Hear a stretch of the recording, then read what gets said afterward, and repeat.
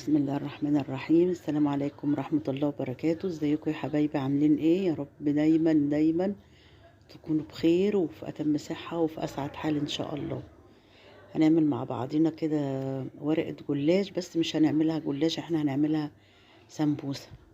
هتعجبكم جدا جدا وموفرة. طبعا العجينة بتاعت السمبوسة غالية مش رخيصة،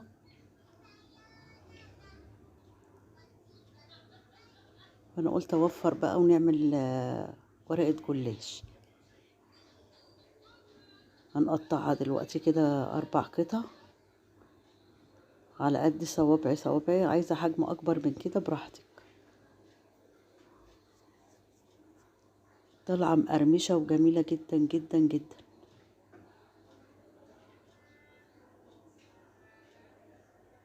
عشان يطلعوا في مستوى بعض.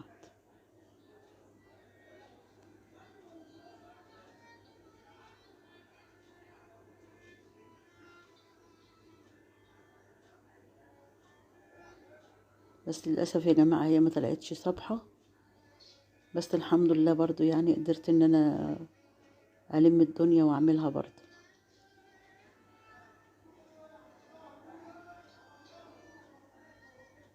بصوا انا مسكت كده رقين، مش رق واحد.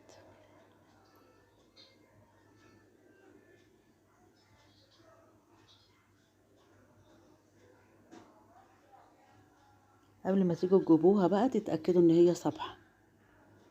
جبت شوية مية معايا اهو، ولا سمن ولا زيت. المية ليه بقى؟ هنقول نسأل بعضنا نقول ليه.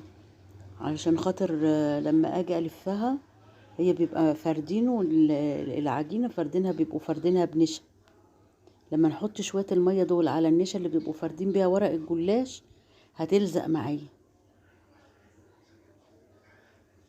مش هضطر بقى ان انا اعمل عجينه دي بميه وبل حرف السمبوسه عشان تقفل معايا. اهو بصوا، سهل جدا جدا جدا اهي.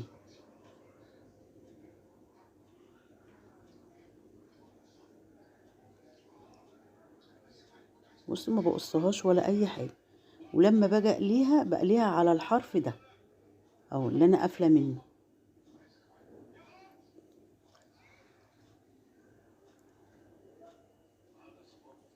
نعمل واحده تاني مع بعضينا اهو. دي طبعا لحمه معصجه، طريقتها سهله وبسيطه، انا جبتها معاكم كذا مره.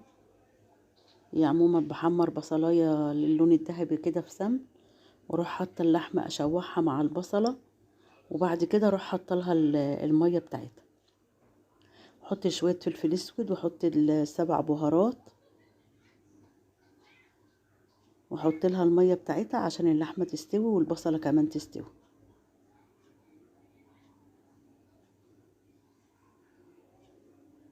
ما بقصش منها اي حاجه.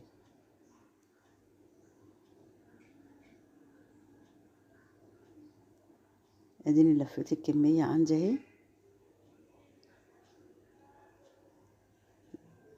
اهو، وقليناها. بصوا ما شاء الله، كل دي من ورقه جلاش واحده بس. طلعت اكتر من 20 قطعة.